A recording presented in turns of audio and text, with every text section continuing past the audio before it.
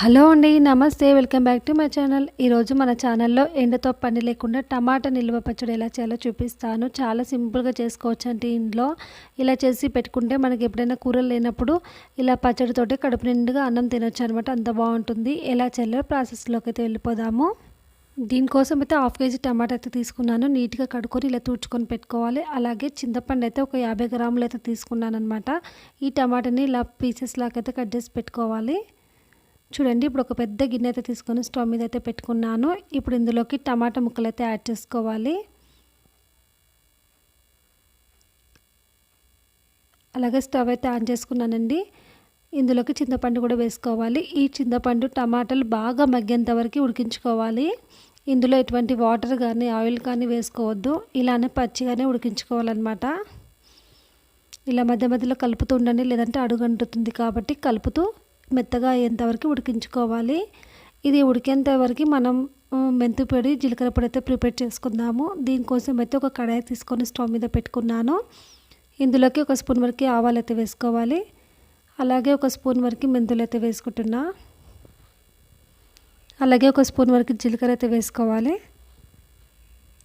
ఇవన్నీ దూరగా వేయించుకోవాలి, మంచిగా ఫ్రై అవ్వాలన్నమాట. ఇలా ఫ్రై అయిన తర్వాత వీటిని పౌడర్లా చేసుకోవాలి. మిక్సీ జార్లోకి అయితే వేసుకొని బయట కొనే కంటే ఇలా ఇంట్లోనే ప్రిపేర్ చేసుకుంటే చాలా బాగుంటుంది టేస్ట్. చూడండి, వీటిని అయితే పౌడర్లా అయితే చేసుకొని పెట్టుకున్నాను అనమాట. ఈ లోపు టమాటాలు అయితే మెత్తగా ఉడుకుతున్నాయండి. చూడండి, ఇలా ఉడుకుతున్నాయి అనమాట. మధ్య మధ్యలో కలుపుతూ ఉడికించుకోండి. చింతపండు కూడా బాగా ఉడుకుతుందనమాట. ఈ టమాటాలు పచ్చిగా ఉండొద్దు, బాగా ఉడకాలి. ఇలా కచ్చిగా ఉండకుండా మంచి ఎర్రగా త్వరగా పండిన టమాటాని మాత్రమే తీసుకోండి. ఇలా మొత్తం గుజ్జంతా ప్రిపేర్ అయ్యేంత వరకు బాగా ఉడికించుకోవాలి. ఇలా ఎంతసేపు ఎక్కువ ఉడికించుకుంటే అంత పచ్చడి కూడా నిల్వ ఉంటుందన్నమాట. ఇలా ఉడికిన తర్వాత వీటిని చల్లార్చుకోవాలి. ఇప్పుడు ఒక మిక్సీ జార్లోకి అయితే తీసుకున్నాను. ఇందులోకి 50 గ్రాముల కారం అయితే వేసుకుంటున్నా. ఇది ఇంట్లోనే ప్రిపేర్ చేసిన కారము. అలాగే మనం మెంతి పొడి, జీలకర్ర పొడి ఉంది కదా, అది కూడా వేసుకోవాలి. అలాగే 50 గ్రాములు ఉప్పు కూడా వేసుకుంటున్నా. ఇవన్నీ కొలతలు 50 గ్రామ్స్ అయితే తీసుకున్నానండి. అలాగే కొంచెం పసుపు అయితే వేసుకోవాలి. ఇప్పుడు దీనంతా పేస్ట్ అయితే చేసుకోవాలన్నమాట, టమాటా గుజ్జుని. ఇప్పుడు ఇందులోకి వెల్లుల్లిపాయలు అయితే యాడ్ చేసుకుంటున్నాను.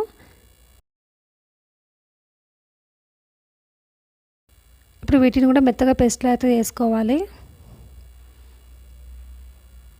చూడండి, ఇలా అవ్వాలన్నమాట. ఇప్పుడు ఉప్పు కారం చూసుకొని టేస్ట్ ఏదైనా ఎక్కువ తక్కువ ఉంటే మళ్ళీ ఒకసారి అయితే యాడ్ చేసుకోండి. ఇప్పుడైతే నేను ఒక 100 గ్రాముల ఆయిల్ అయితే వేసుకుంటున్నా ఒక గిన్నెలో అయితే. దీన్ని ఇప్పుడు స్టవ్ ఆన్ చేసుకోవాలి. ఇందులోకి 1 స్పూన్ వరకు మినపప్పు వేసుకుంటున్నా. 1 స్పూన్ వరకు జీలకర్ర వేసుకోవాలి. అలాగే 1 స్పూన్ వరకు ఆవాలు వేసుకోవాలి. ఇవి చిట్టపట్లాడిన తర్వాత ఇప్పుడు ఎండుమిర్చి అయితే వేసుకుంటున్నా.